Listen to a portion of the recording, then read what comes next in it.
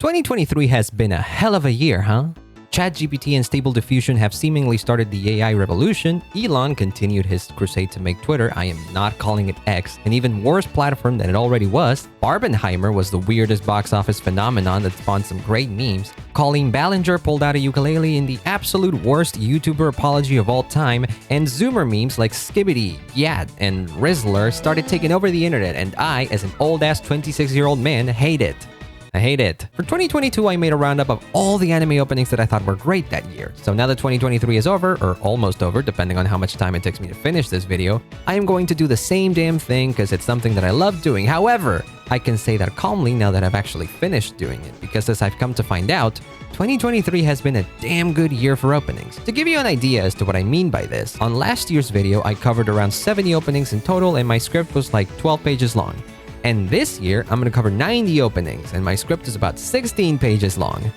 Jesus Christ. Another thing I want to clarify is that all of the openings I'm gonna mention here are ones that I consider to be good in no particular order. The ones that I am not going to mention are ones that I thought were either just alright or plain bad. And let me tell you something. I think I can safely say that I've seen less than 10 openings that I would consider bad. So once again, it has been a great year for anime openings. So without further ado, let's get started.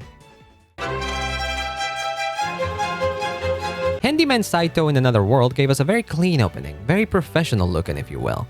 Pun absolutely intended. With some nice animation and direction. I especially like the section where the titular Saito runs past all the literal character sheets, like with stats and all, and how the credits are cleverly integrated into it. Buddy Daddies had a very cool and stylish sequence that fully takes advantage of its colorful and detailed backgrounds and puts the credits in big bold 3D letters that move with the camera and are obstructed by things in the shot. It's super nice. Another show that had a very slick but stylish sequence was High Card. Pretty much any frame that you grab from this OP makes for a great minimalist wallpaper. It reminds me a lot of last year's Kakegurui Twins OP, but this one leans more into the action side of things with the superpowers and all. But still, hella cool. Bungo Stray Dogs is a show that has consistently delivered great openings, and this 4th season is absolutely no exception. They also did the thing where they adapt one of the series' light novels in the first few episodes as a flashback, and they give it a unique version of the opening. And while it isn't anything incredibly impressive in terms of animation, it does make up for it with its cinematic feel and striking monochrome with red highlights aesthetic. And by episode 3, they actually hit it with a strike of color, which is pretty cool. As for the second, or real version of the OP if you will, it's a more traditional but strong shonen opening with some awesome animation, which is pretty much Bones' specialty at this point. Let's be real, they're really good at it. The newest season of Cardfight Vanguard Overdress had a sequence that was basically just one continuous fight scene where it feels like they just told the animators to go ham with the effects and shit, and by god they did. I guess I could complain about the lack of a background, but that just makes the animation stand out even more, so it's awesome. D4DJ came back with its second season, D4DJ All Mixed, and while this opening isn't as stylish and creative or as meme-worthy as the first one, it does boast a more subdued and chill atmosphere with some beautiful backgrounds while also having a solid CG sequence by its second half. And also, it's set to a song by fucking Taku Inoue, who is one of the best music producers in Japan right now, so of course it's a banger and a half. The Vampire Dies in No Time had a very funny opening. Like literally, as soon as it begins, there's a very funny gag, and then it keeps getting better and better with all the dancing and also those legitimately impressive panning shots with the character introduction. The Fire Hunter had a very simple yet beautiful OP that is filled with symbolic imagery in a style reminiscent of those traditional Japanese paintings, and while the sequence is mostly calm, they still throw some fantastic action animation by the time the chorus hits. And speaking of symbolic OPs, Vinland Saga returned with an OP that is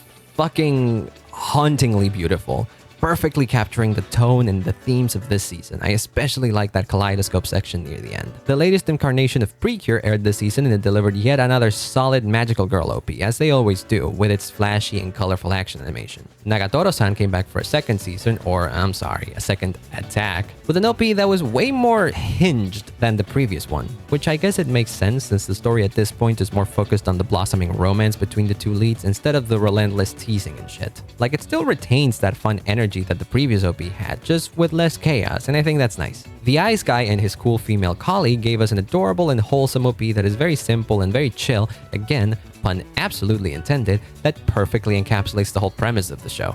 And then Kubo Won't Let Me Be Invisible gave us another adorably wholesome OP that perfectly represents the personalities of the main couple, while also showing some very impressive animation by the time the chorus hits. The Misfit of Demon King Academy also came back with its second season and it gave us a pretty cool OP which wasn't particularly impressive, impressive, but it did have one particular highlight, which was the effects animation. And then the same could be said about Mononogatari, which also had a pretty solid OP overall, with the highlight in this case being the action animation instead. Moe-Ippon had a pretty good OP with some pretty nice judo animation, and from what I can tell with my very limited knowledge of martial arts, it seems pretty accurate, so that's commendable. Nier Automata finally premiered its anime adaptation, and despite its production being a literal mess, they did manage to pull off a visually striking OP, framing most of its characters and actions within the walls and the terrain of its 3D environments, which, coupled with the grayscale aesthetic that's very reminiscent of the actual game, it makes for a very unique OP.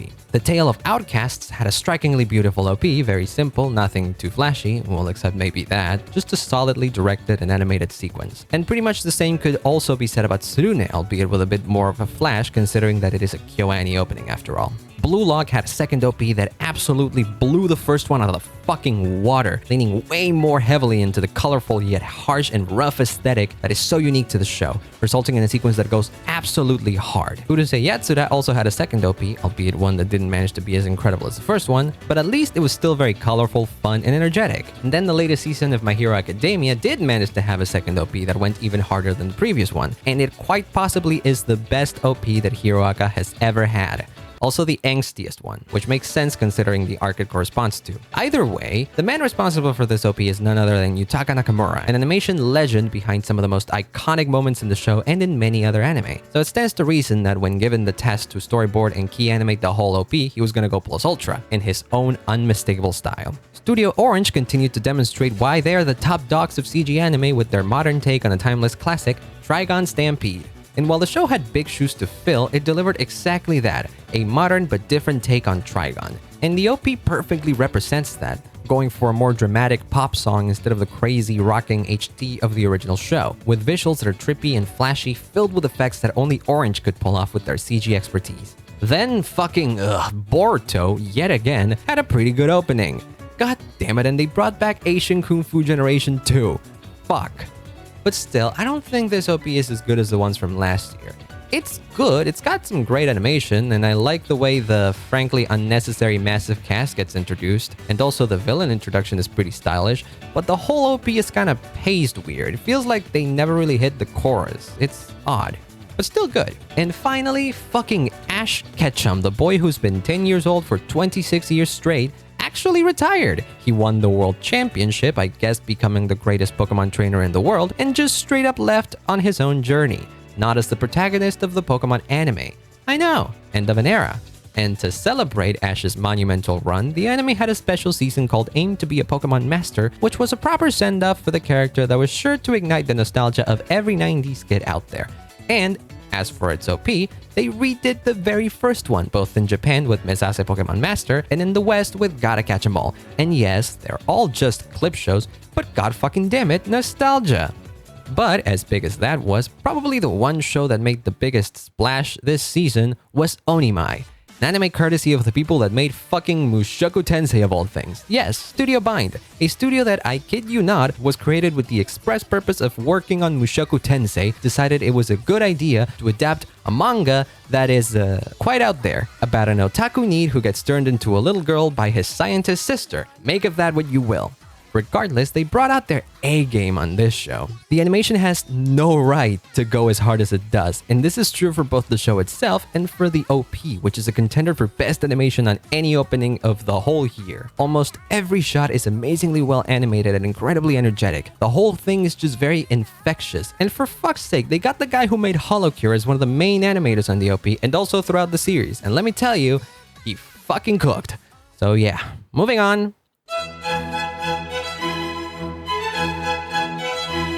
The Blue Orchestra had, appropriately enough, a very blue opening, which is an absolute fucking vibe, as the kids call it. I especially like how strongly it sticks to its blue aesthetic. There are barely any other colors, and I'm also a big fan of the way the credits appear in the paint splashes and also on the flowing sheets of music in the chorus. Real pretty OP all around. Deadmount Deathplay gave us a cool OP with some really clever transitions, even if animation-wise it's nothing too impressive, proving that with strong enough direction you can still create a pretty nice sequence. Dr. Stone New World continued the series' streak of solid shonen OPs, and yes, that was another pun, fuck you, I refuse to stop. And while Dr. Stone is known to be the science shonen, this OP seems to lean more into the traditional shonen side of things, but it's still pretty good nonetheless. And speaking of shonen OPs, Eden Zero also had a pretty nice one with some really cool animation cuts, as any good shonen OP should have. Vinland Saga had a second opening that was just as good, if not better than the first one, going even harder on the symbolism while also going back to the heavier and more action-focused side of the story, while also retaining the more subdued and introspective aspects of the previous OP.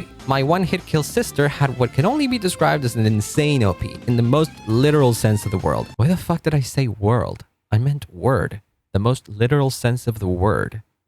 English is hard. It's a very funny and fast-paced sequence that seems to go at a pace of one gag every 10 seconds or so, coupled with some legitimately impressive action animation. Then another show with a funny OP was The Legendary Hero is Dead, which might not have had impressive animation, but it more than made up for it with its style and presentation. And similarly, Jigokuraku had a very simple but well-animated and trippy sequence that captures quite well the overall tone of the series and its bizarre world. But still, as bizarre as this Jigokuraku opening gets, it pales in comparison to Magical Girl Magical Destroyers, which starts out normal enough, a little weird, sure, but still, it's a pretty simple J-Rock tune with some really nice character animation, but as soon as the chorus hits, or at least I guess it's the chorus, everything goes to shit. The song just becomes hardstyle out of nowhere. The visuals just... I wish there was a better way to describe it, but I mean, just look at it. It reminds me a lot of Gekko Daninu Curry's work, but even then, I feel like their stuff is somehow more normal. Now, you know what it is? It's Internet Yamato. That's what it is. It's insane. I love it.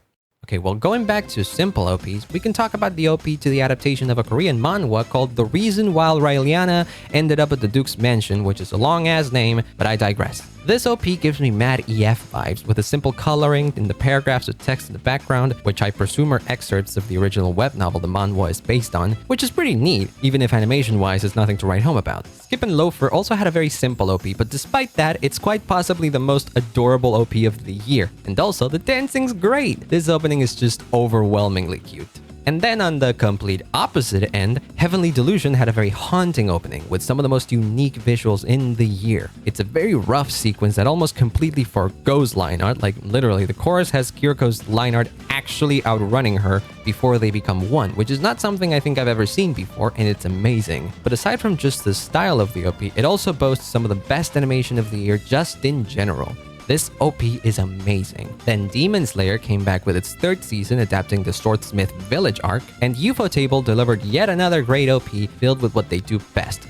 Great action animation and great blending of 2D and 3D. Even if I feel like this one might be the weakest OP of the show, like, it's still great, but past OPs have been more memorable. But hey, at least this one has a song by Man with a Mission and Millet, which is an awesome combo. Konosuba also came back with a spin-off about Megumin's adventures before joining up with the rest of the gang, and it's hilarious as always. I love how just by watching this OP, you can get a pretty good sense of Megumin's character and also about Yoon and the relationship between the two. It's great! And then Ancient Magus Pride also came back with an OP that is beautifully animated that absolutely destroys the previous one, which at its worst were straight up just clip shows. And another one that had great animation was the OP for Mashal, which on top of being a solid shonen OP with some great action, it also captured the comedy of the series pretty well. Gundam Witch from Mercury came back with yet another incredibly animated sequence with some stellar effects animation especially, and yet again, for the most part, it feels less like a Gundam OP, because the actual giant robots show up very briefly. But hey, they still look amazing. And let me clarify that when I say less like a Gundam OP, I mean it as a compliment, because it showcases how the show is much more than just the mechs, you know? Ranking of Kings also came back, not quite with the second season, but rather a collection of short stories based on bonus chapters of the manga, but that didn't stop them from making a cool-ass OP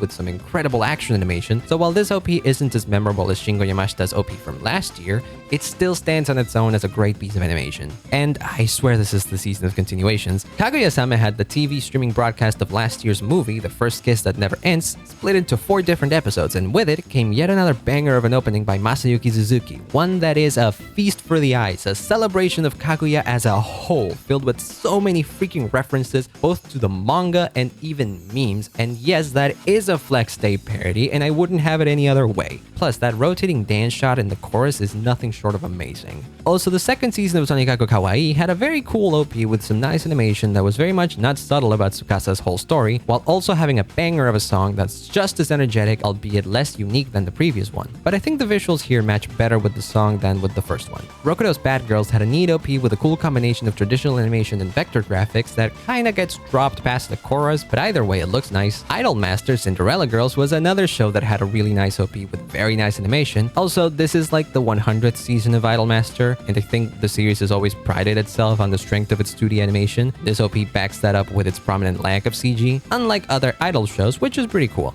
Okay, now grab everything I said about the last OP and multiply it by about 30, because that's exactly what Uma Musume did this season. You know, the horse girl idol show. Seriously, this OP has some legitimately amazing animation. And mind you, it's for a net anime with 4 measly episodes. Uma Musume scares me. Then, in what might be the funniest title for a show this year so far, Yuri Is My Job had a very fun OP that does some really cool things with its colors and its transitions. Also, it's super gay, which honestly, really what you expect. And finally, Kamikatsu had kind of a shoddy OP, which under normal circumstances I wouldn't even mention, but since it's this show, its questionable quality may very well be completely on purpose. But by far, the one anime that took the world by storm this season was none other than Oshinoko, and holy shit was it a big storm. By premiering with a movie-length episode 1, it quickly gained notoriety for its insane premise and hook, which I will not spoil, so if you somehow don't know about it, go watch it, it's really good. But aside from that, the show's OP also happened to take the world by storm, which isn't really surprising. I mean, for starters, the song was made by YOASOBI, aka one of the most popular musical acts in Japan right now.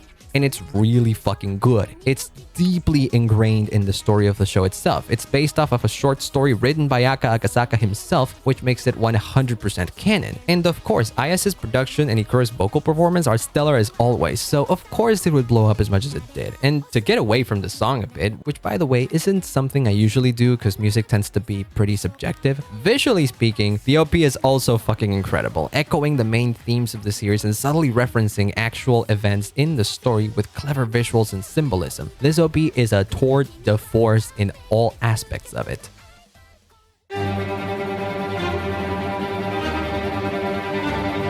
Starting off strong, this season saw the return of Bleach once again, and they delivered yet another highly stylized OP, this time going for a more colorful style, while doing that thing that the series always liked doing, where they reimagine the characters in a modern urban setting, doing random shit, but still making allusion to the fights and events of the arc, all brought together by this cascading domino effect and transitions. You could say that this OP doesn't quite fit the tone of the arc, and I guess you'd be right, but then again, this is Bleach. They've done this shit before, and it's awesome. And yet another return, albeit a more unexpected one, was Horimiya, with a season made up of adaptations of chapters of manga that the first season couldn't cover, appropriately titled Horimiya Peace. And with it, also came the return of my favorite, Masashi Ishihama, who delivered actually the most subdued and chill Ishihama opening I've seen in a while, which is good, because something like this fits the vibe of Horimiya a lot more than the very cinematic and dramatic OP from the previous season.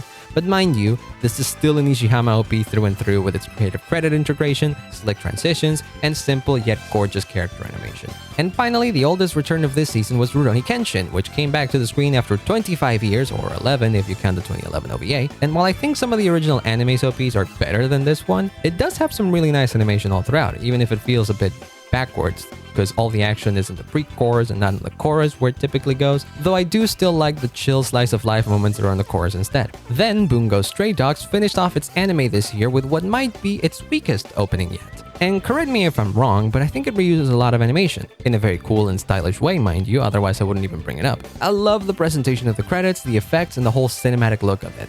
And after doing Onimai, Studiopolis returned to their true calling with Mushoku Tensei, and they actually made a proper opening sequence this time instead of just putting a song and credits over establishing shots of the episodes. And yeah, that was something kinda unique that they did then, and it was nice. But the OP that they made now for this season is still freaking beautiful. The whole OP looks really fucking good, both in the action moments and in the more subdued character moments. It's a perfect blend of both, showcasing the two things that Mushoku Tensei has always been really good at. Reborn as a vending machine, which might be the single most ridiculous premise for an isekai I've ever heard, had a surprisingly fun and decently animated OP, which, if I'm being completely honest, is being hard carried by Bratio of Death Parade fame. Those fuckers cannot make an unfun song. Liar Liar had a very techy OP, and I really like this aesthetic. It reminds me of The World God Only Knows, but the cool thing about this one is that it uses vector graphics in a very creative way. They make the whole thing look kinda glitchy. Hell, even the credits glitch a bit. It's really cool. Mononogatari continued its run with another very solid OP that leans more into the use of effects animation while still retaining that strong action animation that carried the first OP. Reign of the Seven Spellblades had quite the epic OP, mostly because of the song, but I'd be lying if the sequence didn't also carry some impressive animation. I mean, it opens up with a really cool zooming shot that has very nice 2D and 3D composition, and the action shots during the chorus are great and there's a really good flow to them. Atelier Risa had thighs. Hey, remember how I said last year that One Piece had an opening to close out Wano? Yeah, that aged well.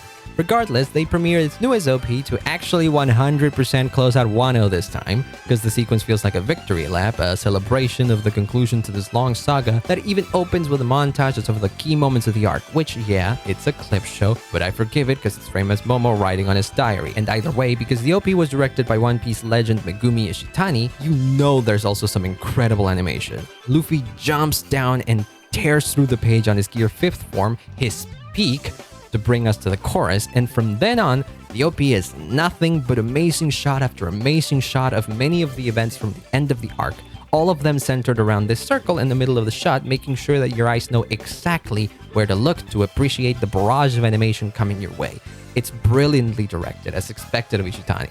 The Duke of Death and his maid came back for its second season and gave us a very sweet OP, and while the main focus is technically the CG animation, I'm a huge fan of the simplistic and colorful backgrounds and how the credits are integrated within them. And speaking of backgrounds, Saint Cecilia and Pastor Lawrence also had a pretty OP with some very clean backgrounds, while also having some really nice animation to boot. I'm especially a fan of the tracking shot at the beginning, the dancing, and every single shot in the lead up to the chorus. Also, that bit with Cecilia eagerly awaiting Lawrence's sweets is freaking adorable and perfectly timed with the music. Also, My Happy Marriage had a very pretty opening. It's straight up beautiful. It has a lot of very subtle character animation, but there's also some shots that have a lot more going on, and they all look great. I'm also a big fan of the way the OP plays with its colors. Then, much to my surprise, Gohans, the infamous studio behind that shit, actually showed some improvement this season, because you see, the issue with their work isn't exactly their animation per se, because a lot of their work is actually well animated, if maybe a little over animated. But still, their biggest thing is their compositing, their blend of 2D and 3D animation, particularly their obsession with long and kinda nauseating 3D tracking shots, and then they try to put their 2D animation on top of that, but it only makes it look like more of a mess. That being said, it seems as if they toned it down a little bit with the two shows that they had this season. The Girl I Like Forgot Her Glasses and The Masterful Cat is Depressed Again Today. The latter of the two is the better OP because it doesn't rely as much on the aforementioned 2D 3D blend, but both have some really nice 2D animation that make them stand out despite those 3D shots. Undead Girl Murder Face had a very nice sequence with a lot of creative and slick visuals and some impressive shots. I really like that rotating shot. It looks surprisingly clean and it's not easy to pull off. And the fight scene in the chorus is really well choreographed and animated. Solid OP all around.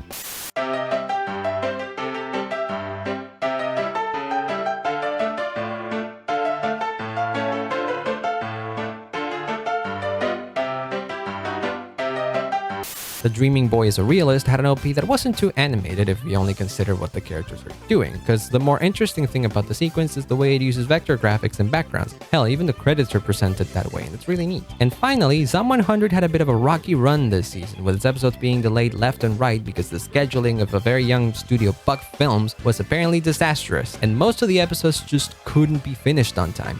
Ironically enough, considering the themes of the show itself. Unfortunately, it couldn't even finish airing properly because they ran out of time slots, but at the very least, they could finish the OP right alongside the last episode that they could manage to air. The first few shots of the unfinished version of the OP are still part of the finished one, but anything after that is just placeholder, albeit still pretty cool. I love the musically timed and colorful blood splatters that make the background look like a Pollock piece, but then they just repurpose scenes from the episodes themselves that, while looking good, are just reused. However, once finished, it was one of the most fun OPs we had all year. It's filled to the brim with energy and joie de vivre, so much so that even the zombies are dancing. It's a whole dance number that perfectly captures the personalities of each of the main characters, all to the tune of a Kana Boon track that is just an incredibly catchy banger. But also, speaking of production disasters, the shonen juggernaut Jujutsu Kaisen came back with its second season, very much so at the expense of the animators working at MAPPA, because apparently, the higher-ups at the studio care not about the safety of their staff, but more so the amount of shows that they must produce, and the level of quality that they must have. They spent the better part of the last few years picking up productions left and right, despite the fact that their schedule is pretty much completely full. And the people that this hurts the most are the poor animators working like slaves to fulfill the insane needs that the studio has strived for. But the worst part is that they've largely delivered on that, with Jujutsu Kaisen being the biggest example, because it's the best looking show they've done this year. And mind you, this is not me praising MAPPA, this is me praising and hoping for the well-being of the animators that have done such an incredible job in spite of the hellish working conditions that they've had to deal with, which are clearly taking a toll on them. So yeah, fuck MAPPA. Oh yeah, opening. Well, I guess the genius leadership of the studio thought that one OP wasn't enough for the season because it covers two completely different arcs, and the result is two incredible OPs. The first one is a much more traditional shonen OP. It's a fun, albeit slightly melancholic J-rock tune, and visually it's centered around the old friendship that Gojo and Geto had. The whole OP is framed in all of these wholesome slice-of-life moments that perfectly represent the relationship these characters had. But even then, the chorus is an amazing and explosive falling action sequence before going right back to the silly fun times and ending on a somber note. It's perfect for the arc that this covers. Then, on the complete opposite end, the second OP is dark as fuck. Like, literally, the first one's blue and this one's red. Being the OP for the monumental Shibuya incident, it makes sense for it to be like this. The OP is filled with subtle references to the events of the arc, with even more incredible animation than the first one. Since this arc is way more action-focused, there are fights going on everywhere, culminating with an amazing zooming out shot of many of the big techniques and domain expansions being casted. It's awesome. And on top of all of that, I like that they chose a heavy, almost industrial song to go along with it. It's not the type of sound that you often hear in anime OPs, and it fits the tone of the arc extremely well. So yeah, in conclusion, fuck MAPPA, but the staff working on the anime are amazing, and I wish them nothing but the best. Hopefully outside MAPPA, get the fuck out of there.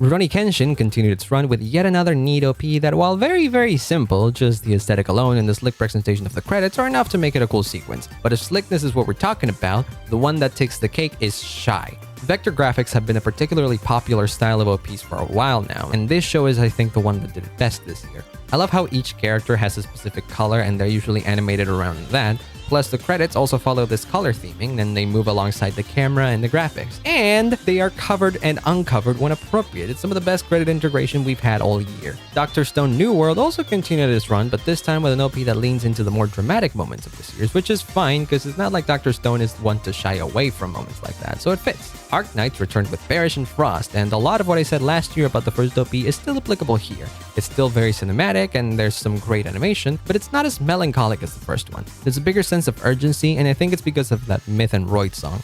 Myth and Royd do not mess around.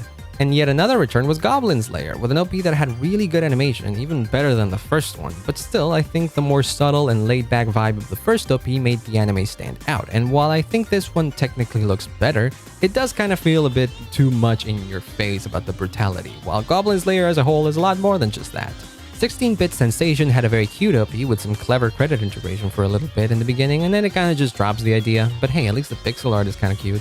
However, one show that does commit to it is My New Boss's Goofy, where almost no two credits look exactly the same. They show up in neon signs, water droplets, and they even get blown by the wind. And while the animation is not bad by any means, the credits just steal the show. And it's exactly what I would expect from an OP that was storyboarded by none other than Noriyuki Abe, who has quite a bit of experience with credit integration. Protocol Rain had a neon-style, nicely animated OP with some very evocative shots, so imagine my surprise when the chorus hit and instead of getting some futuristic sci-fi action as I was expecting, I was hit with high-octane esports action. So I suppose it deserves some props for getting my attention like that. Another OP that was very evocative was the OP for the Apothecary Diary, but at the same time, this one was very unassuming. This whole sequence is beautifully animated, but it doesn't rely on many backgrounds. It just lets the animation itself do the talking. That initial shot of the blooming flowers is really good. And then Mao Mao's whole transformation in the lead up to the chorus is super pretty, with her dance being just the icing on the cake. They really take advantage of the black background to truly emphasize the dance, and all of the sparkles and petals around it just make it look even more stunning.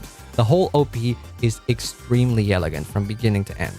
And yet another show with an evocative OP, unexpectedly so, was Undead Unlock. And I say this because of the show's nutty premise and also because it's an adaptation of a Shonen Jump manga made by David Production. More specifically, it's the next show that the Fire Force staff has been handling. So if you think about it, the surreal and abstract imagery makes sense. It's probably because of the fact that a lot of them used to be part of Studio Shaft. Those people sure as hell know how to make visually interesting OPs. So Undead Unlock was absolutely no exception. But if we're talking weird, Under Ninja probably takes the cake this season, because a lot of its imagery is just bizarre. I mean, it's interesting too, for sure, but still bizarre. Then again, I guess considering the show it's coming from, it also makes sense. 俺は忍び、不可能を可能にする。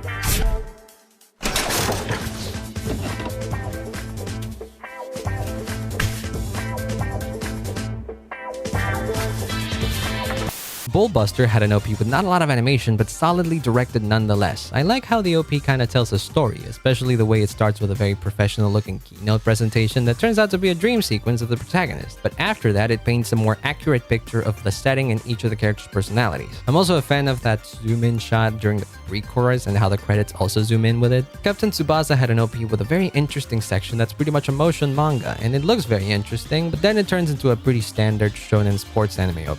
Albeit with some nice animation nonetheless. They still have yet to top Dragon Screamer, and that's gonna be hard. Also, remember back in winter where I said that the latest incarnation of Precure aired there? I lied. There was actually another Precure series that aired this season, and it was all about past series characters as grown-ups, which is not something you see a lot in the magical girl genre. And the OP is exactly that. It's mostly grown-up characters doing grown-up things like working and confronting the demons from your past. But of course, they still took a little time to showcase some good old-fashioned magical girl action, and it's still pretty good. The Vexations of a Shut-In Vampire Princess had a funny OP with some surprisingly smooth animation. I was fully expecting something like a magic showcase come the chorus, considering the whole vibe of the OP and the fact that it is a Fripside song, but expectations were subverted and it was an impromptu concert that the titular vampire princess gets thrusted into.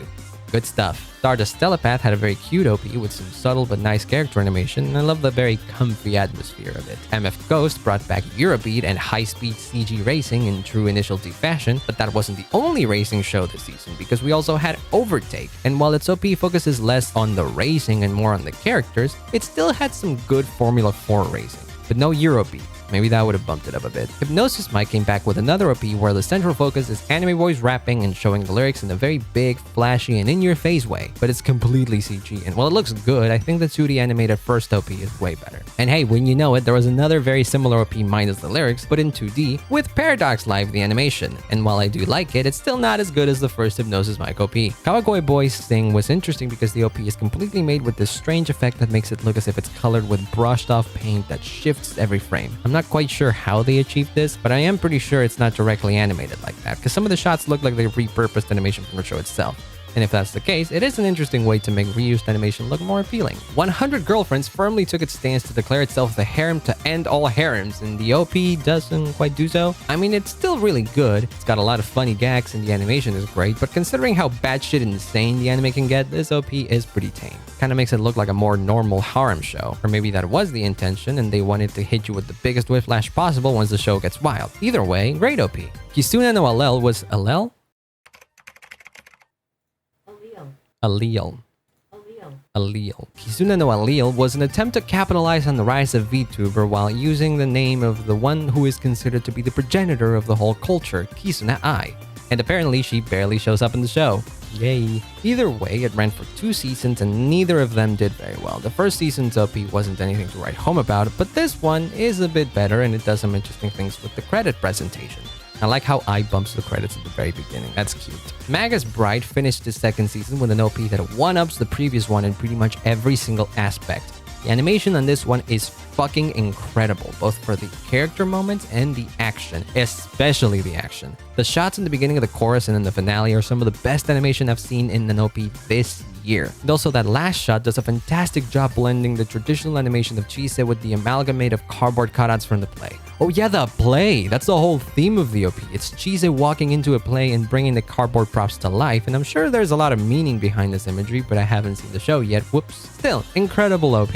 And another OP with good animation was the OP for Shangri-La Frontier, and while it's not as impressive as Maga's Bride, it's still good enough to warrant a mention, even if the sequence itself was pretty simple. Migi and Dali had a wonderfully weird OP, which considering the twin switching premise of the show and it being by the same author of Sakamoto, who sadly passed away before the anime's airing, it's completely understandable. I feel like this OP perfectly captures the vibe of the show. A girl and her guard dog had a very cute OP with a simplistic, almost storybook style that turns into a more traditional shoujo OP once the protagonist closes what's presumably her diary. Shield Hero bounced back from its frankly not very good OP in its last season, delivering literally its best OP yet. It still has that classic Mad Kid song with its J-rock and J-pop blend, but what makes it stand out is just how good the animation looks, because structurally it is a lot like the previous OPs, just upgraded. From the more serene character focus shots to the action sequences, it all looks amazing. Also, Attack on Titan finally, once and for all, actually finished. This season saw the release of the second special of the final chapters of the second part of the final season, and no, I am not kidding, that is literally what it's called. Funny naming aside, this OP is truly the final opening of Attack on Titan, taking us down a trip through memory road with clips and retellings of all of the big events throughout the series, while also hyping up the final battle. And while it's good, Attack on Titan has had way better OPs before. But as a combination of the series as a whole, this opening works. Netflix had a bunch of anime this season. One of them was Good Night World, and it had a very intense OP framed mostly around distorted newspaper pages that I thought was really neat, especially how the credits are incorporated into that style. And also a VTuber from Niji Sanji saying it, Kuzuha, aka the most subscribed male VTuber, so that's pretty cool. But more notably, Netflix also released the long-awaited anime adaptation of Scott Pilgrim by Science Star to a resounding success, both from fans of the original movie and comics to the anime community at large, though I guess calling it an adaptation might be doing it a disservice considering what it actually is.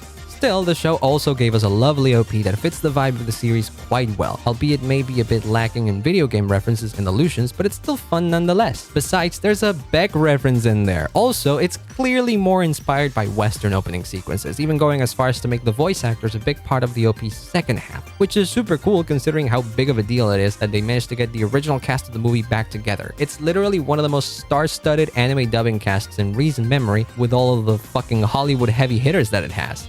And yes, I did call it anime. I'm sorry, my anime list, but not really. And finally, Spy Family also returned with its second season and had a very, very silly, wacky, goofy OP. And when you take into consideration that the one who directed it was none other than Masaki Yuasa, aka the man who did this, then it starts to make sense. A lot of people made fun of the walking animation, and to that I say, yeah, that's pretty much the point. It's a very silly, wacky, goofy OP. And sure, while the animation may be a little choppy, it adds to the silly, wacky, goofy vibe of the OP.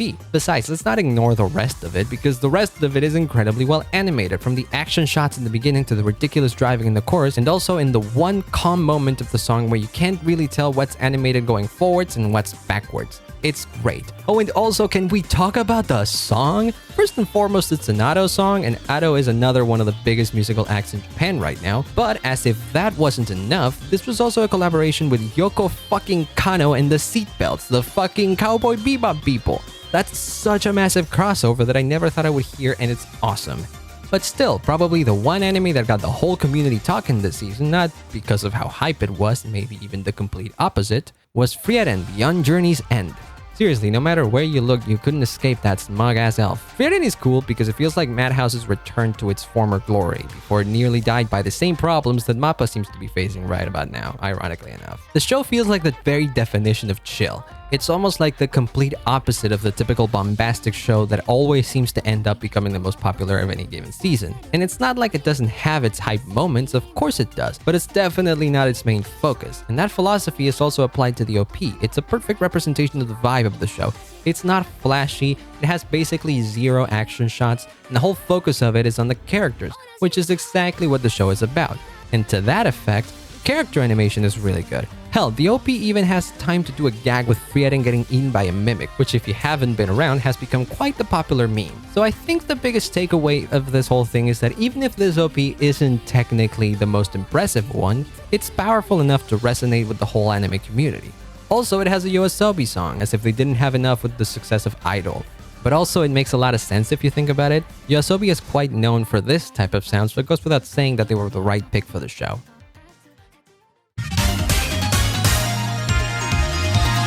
So, as I said at the beginning of the video, this has been a hell of a year for anime openings. Last year, I think we did have a lot of good openings, but there were only a handful that were really good. Whereas this year, it feels like it wasn't just a handful of good openings. It was a whole bunch of them. And the problem with that is that it makes my job right now a bit harder. If you haven't seen last year's video, I highly recommend you check it out. I finished it off by making a little bit of a prediction of the Crunchyroll Anime Awards. Now, they have a category for opening of the year, so I thought it would be fun to try and figure out which openings were going to be nominated for said category, because they're usually quite funny and interesting to talk about. Now, what happened in those awards was kind of weird, because Crunchyroll pulled something that not even I was expecting. They did not include any shows from the 2022 fall season in their nominations in what I presume an attempt to combat recency bias, and also because I think their whole selection process and stuff begins too early, and at that point the season is not over yet. Regardless of how we feel about that reason, it only makes sense that for this edition of the awards they're going to forego the 2023 season, but they are going to include the 2022